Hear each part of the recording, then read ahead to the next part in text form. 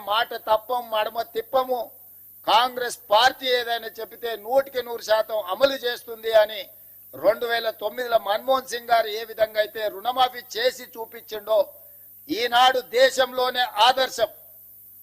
కొంతమంది ఎక్కడెక్కడి నుంచో వచ్చి ఒక ఆయన గుజరాత్ మోడల్ అంటాడు, ఇంకొక ఆయన ఇంకేదో మోడల్ అంటాడు.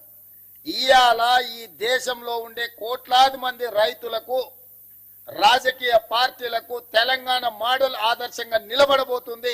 తెలంగాణ రాష్ట్రం మాట ఇచ్చి రైతులకు 2 లక్షల రూపాయల రుణమాఫీ ఏకకాలంలో అధికారంలోకి వచ్చిన మొదటి 8 నెలల లోపలనే శ్రీమతి సోనియా గాంధీ గారు, శ్రీ రాహుల్ గాంధీ గారు ఇచ్చిన మాట నిలబెట్టుకొని ఈ రోజు దేశంలోనే ఆదర్శమైన ప్రభుత్వంగా తెలంగాణ మోడల్ గా ఈ రోజు మనము నిలబడ్డము. వ్యవసాయం దండుగా కాదు, వ్యవసాయం పండుగని నిరూపించడం.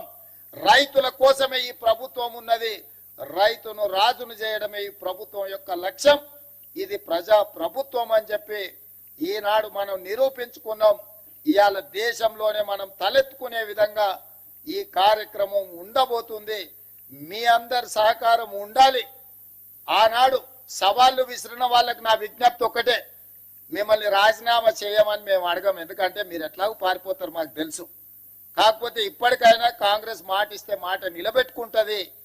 సోనియా గాంధీ గారు, రాహుల్ గాంధీ గారు మాట ఇస్తే అది శిలాశాసనం. ఆ మాట తప్పరు. రాజకీయ ప్రయోజనాల కోసం గాంధీ కుటుంబం మాట ఇవ్వదన్న సంగతిని మీరు గుర్తు పెట్టుకోవాలి. మీలాంటి మాటలు గాంధీ కుటుంబం ఇవ్వదు. ఈ రోజు మనమందరం శ్రీ